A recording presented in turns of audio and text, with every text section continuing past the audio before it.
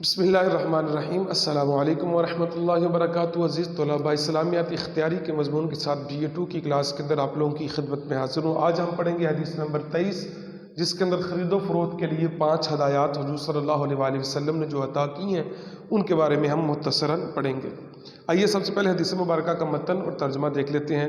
عن ابی ہریرہ، ابو ہریرہ رضی اللہ تعالیٰ عنہ سے روایت ہے، ان رسول اللہ صلی اللہ علیہ وآلہ وسلم، بے شک رسول اللہ صلی اللہ علیہ وآلہ وسلم نے ارشاد فرمایا، قال لا یتلقى رکبان لبیع، کہ نہ ملو قافلے والوں سے خریدنے کے لیے، ولا یبیع بعضکم علی بیع بعض، اور نہ کوئی بیع کرے خریدے تم میں سے علی بیع بعض، دوسرے کی بیع پر، یعنی کہ اگر ایک نے کوئی چیز خرید لی ہے تو دوسرا بندہ آ کر اس کا ریٹ وغیرہ بڑھا کر اس کو نہ خریدے۔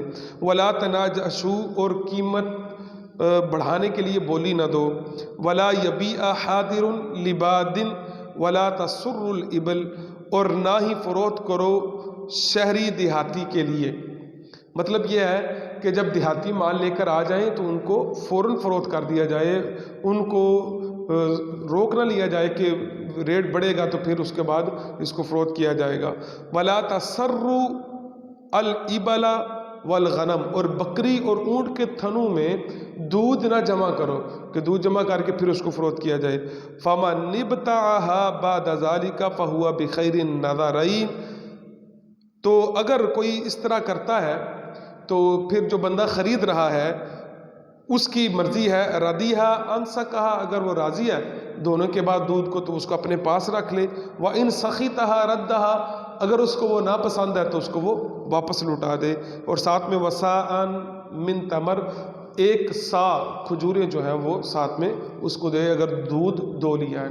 تو عزیز طلباء، اس حدیث مبارکہ کے اندر 6 چیزیں بیان کی گئی ہیں کہ یہ نہیں ہونی چاہیے ہدایتیں جو حضور صلی اللہ علیہ وسلم نے ارشاد فرمائی ہیں۔ نمبر 1، اندھیرے میں رکھ کر سودا کر لینا۔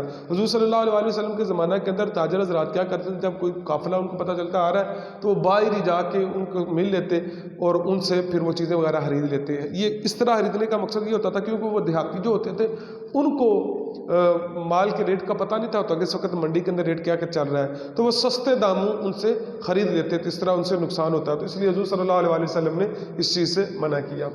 ایک خریدار ہو تو دوسرا خریدار نہ بنے، یعنی کہ اگر ایک بھائی آپ کا کوئی چیز خرید رہا ہے، فار ایگزامپل آپ گندم کی 1 بوری خرید رہے ہیں، تو دوسرا بندہ یہ نہ کہے کہ میں نے اس کو خریدنا ہے، جو خرید رہا ہے اس کو وہ خریدنے دینی چاہیے، نمائشی قیمتیں نہ بڑھاؤ۔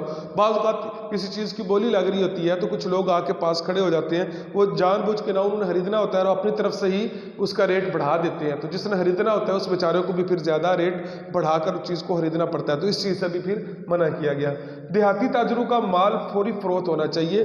یہ ہدایت بھی حضور صلی اللہ علیہ وآلہ وسلم نے جو چوتھی عنایت فرمائی کہ جب دیہاتی مال لے کر آئیں تو ان کا مال فوراً جو ہے اس کو فروخت کر دیا جائے، کیونکہ ان کا مال جب فوراً فروخت ہوگا پھر وہ جائیں گے تو پھر مزید وہ مال لے کر آئیں گے، اس طرح پھر ریٹ جو ہے وہ نہیں بڑھے گا، لوگوں کے لیے ریٹ بالکل کم رہے گا اور لوگوں کو منافع بھی اس کے اندر زیادہ ہوگا۔ جانوروں کا دودھ روک کر بیچنے کی ممانعت کہ فرمایا کہ اونٹ اور بکری کے تھنوں کے اندر دودھ جمع نہ کرو، لیکن اگر کوئی جمع کرتا ہے اور کوئی بندہ اس کو خرید لیتا ہے تو پھر اس کی اپنی مرضی ہے، اگر اس کو وہ جانور پسند آتا ہے تو وہ پاس رکھ لے، اگر پسند نہیں آتا تو اس کو واپس کر سکتا ہے دودھ دونے کے بعد بھی، لیکن ساتھ میں پھر کھجوروں کا جو ہے 1 سا کھجوریں جو ہے وہ ساتھ میں دے گا۔ عزیز طلباء، یہ تھی آج کی ہماری حدیث مبارکہ، اس کو یاد کر کے لکھیے گا۔ اللہ تبارک و تعالی ہم سب کا حامی ناصر ہو۔ السلام علیکم ورحمۃ اللہ وبرکاتہ۔